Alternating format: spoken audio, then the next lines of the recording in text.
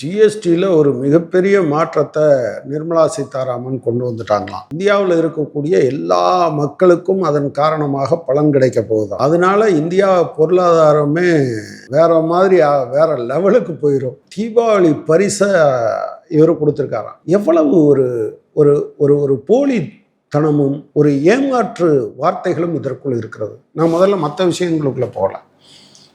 ஒன்று 2 ஸ்லாப் இருந்தால் போதும் அப்படின்னு சொன்னபோது காங்கிரஸ் தான் சொன்னாங்க. அதன் மீது விவாதங்கள் நடந்து கொண்டிருக்கு. அதை 4 ஸ்லாபாக மாற்றினது யார்? நீங்கள் தானே. யார்ட்டையாவது கன்சல்ட் பண்ணீங்களா? நாங்கள் பிடிச்ச முயலுக்கு 2.25 காலம்னு நின்னீங்க. இப்போ ஒரு 8 வருஷம் கழிச்சு நீங்கள் ஏதோ புதுசாக கண்டுபிடிச்சது மாதிரியும் நீங்கள் கண்டுபிடிச்சதுனால பெரிய மாற்றங்கள் வந்துட போகிற மாதிரியும் சொல்கிறீங்க. முதல்ல நம்பர்ஸை நம்ம கணக்கில் எடுத்தோம். கடந்த ஆண்டு எவ்வளவு வருமானம், ஜிஎஸ்டி ஒட்டுமொத்த வருமானம் வந்திருக்கு அரசாங்கத்துக்கிட்ட? 21,47,000 கோடி ரூபாய் வந்திருக்கு. இந்த 21,47,000 கோடி ரூபாய் ஒரு வருஷத்துக்கு வந்திருக்குன்னா இப்போ நீங்கள் 2 ஸ்லாபாக மாற்றிட்டீங்க. இதன் காரணமாக எவ்வளவு அரசுக்கு இழப்பு ஏற்படும்னு சொல்லியிருக்கீங்க. அது எவ்வளவு சொல்லியிருக்கீங்க? 48,000 கோடி ரூபாய்.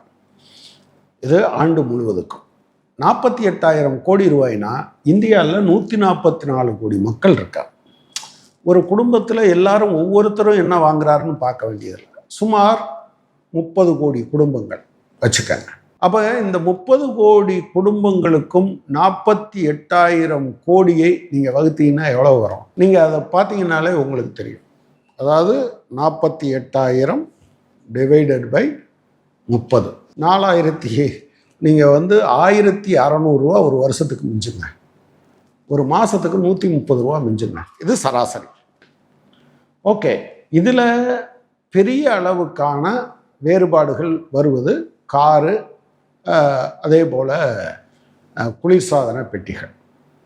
இது ரெண்டும் 10% அளவுக்கு குறைக்கப்பட்டிருக்கு. நிச்சயமாக ஒரு 5 லட்சம் ரூபாய்க்கு ஒருத்தர் கார் வாங்குறாரு அப்படின்னா 10% குறைப்பு என்பது 50,000 ரூபா. 10 லட்சத்துக்கு வாங்குறாருன்னா 1 லட்ச ரூபா. 50 லட்சத்துக்கு வாங்குறாருன்னா அதில் நீங்கள் பார்த்தீங்கன்னா 5 லட்ச ரூபா. அப்போ அது ஒரு பெரிய தொகை. அப்போ இந்த தொகையெல்லாம் கழிச்சிட்டு பார்த்தீங்கன்னா மிச்சம் எவ்வளோ இருக்கும்? இந்த 1,600 ரூபா வருஷத்துக்கு மிஞ்சுவதே சாத்தியம் கிடையாது. அப்போ எந்த வகையில் மக்களுடைய வாழ்க்கை தரம் உயர்ந்து விடும் என்று நினைக்கிறாங்க. இப்போவும் இந்த நிமிஷம் வர அரிசிக்கும் கோதுமைக்கும் ஜிஎஸ்டியை விலக்கிட்டாங்களா இல்லையான்னு நமக்கு தெரியாது. ஆனால் இதே நேரத்தில் நீங்கள் தமிழ்நாட்டிலேருந்து ஒரு குரல் தொடர்ச்சியாக கேட்டுக்கிட்டு இருக்க குரலை நீங்கள் பார்த்துருப்பீங்க. எங்கேயாவது வேலை கிடைக்கலைன்னா அவங்கெல்லாம் போகிற இடம் திருப்பூராக இருக்குது.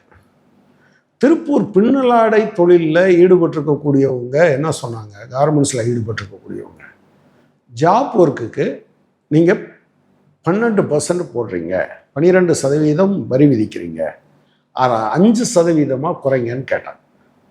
சில லட்சம் பேர் இன்வால்வ் ஆகியிருக்கிற தொழில் அது. இவங்க என்ன பண்ணிட்டாங்க? அதை 12%லேருந்து 18% கொண்டு போயிட்டாங்க.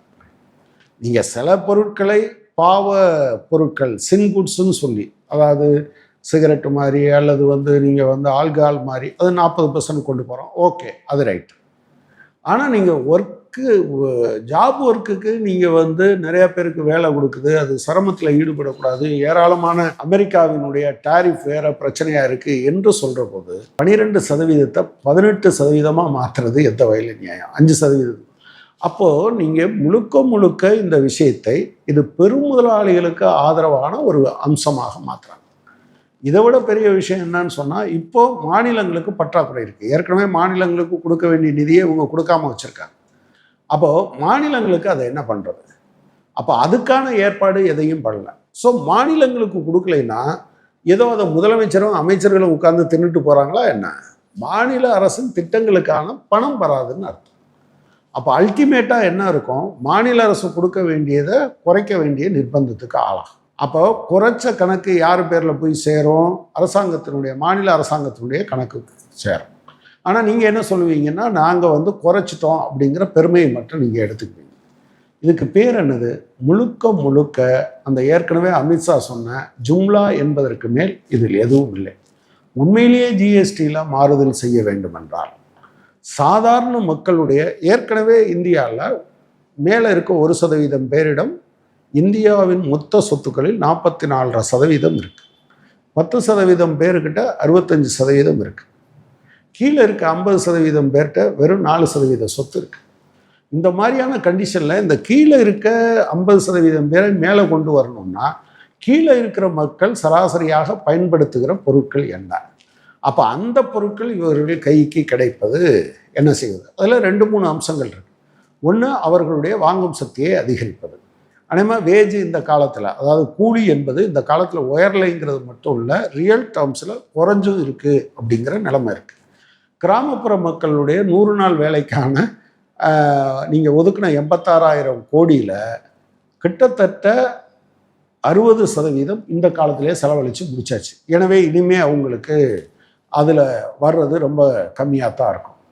அன்றாடம் காட்சிகளுக்கும் அதுதான் நிலைமை என்கிற போது இந்த விஷயத்தில் என்ன மாற்றம் நிகழ்ந்துவிடும் என்று அவர் கொக்கரிக்கிறார். அஃப்கோர்ஸ் திரு நிர்மலா சீதாராமன் அவர்கள் சொல்கிறத நம்ம எப்போதுமே சீரியஸாக எடுத்துக்கிறது இல்லை. அவங்க ஃபினான்ஸ் மினிஸ்டர் தானே தவிர, ஆனால் அவங்க சொல்கிற பல விஷயங்கள் உண்மைக்கு மாறாக இருக்கும். அப்புறம் இங்கே கோயம்புத்தூர் வந்துருந்தாங்க.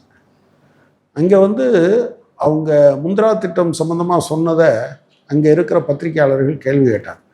ஏங்க, நாங்கள் மொத்தமே 30 லட்சம் பேர் இருக்கோம், நீங்கள் 22 லட்சம் பேருக்கு கொடுத்துட்டதா சொல்கிறீங்களே அப்படின்னு. அதை நான் செக் பண்ணிட்டு சொல்கிறேன்னு சொன்னார். அதுக்கு பின்னால் கூட அவங்க சொல்கிறதுக்கு தயாராக இல்லை. எனவே இந்த விஷயத்தை எல்லாம் பார்க்கும்போது ஏதாவது ஒன்று செய்யணுமே என்பதற்காக, அதாவது நீங்கள் இதில் குறைக்கணும், ஜிஎஸ்டியில் மாறுதல் வேண்டும், சாதாரண மக்கள் பாதிக்கப்படுகிறார்கள், வாங்கும் சக்தி குறைஞ்சிருக்கு, அதனால் உற்பத்தியான பொருட்கள் விற்பனையில் தேக்கம் இருக்குது, இதன் காரணமாக உற்பத்திகள் குறைஞ்சிருக்கு, இதனால் தொழில் முடக்கம் வருவதற்கு வாய்ப்பு இருக்குது என்று இத்தனையும் சொன்ன பிறகு அவங்க என்ன பண்ணுறாங்க? இப்போ அன்னைக்கு கூட ஒருத்தர் ஒரு கார்ட்டூனில் போட்டிருந்தாங்க, ஜிஎஸ்டியை குறைத்த ட்ரம்ப் அவர்களுக்கு நன்றி, இந்தியாவில் ஜிஎஸ்டியை குறைத்த ட்ரம்ப் அவர்களுக்கு நன்றி.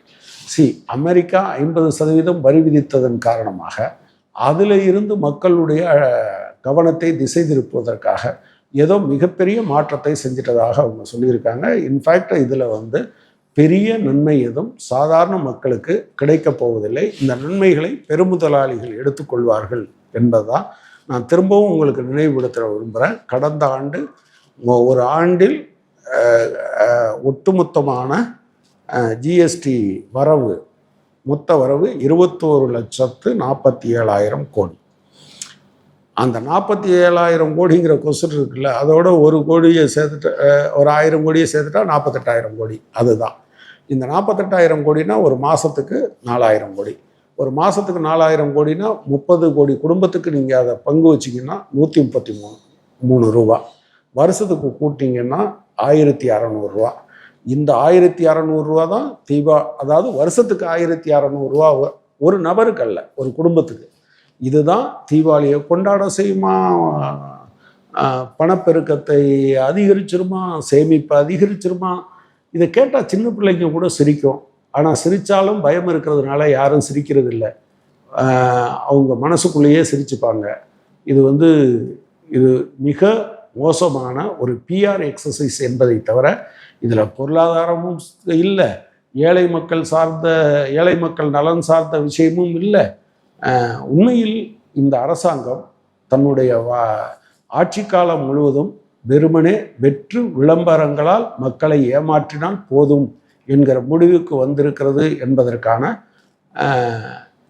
கூடுதலான எக்ஸாம்பிள்ங்கிறத விட அவங்க செஞ்சதெல்லாம் அதான், அதனுடைய ஒரு பகுதி தான் இது.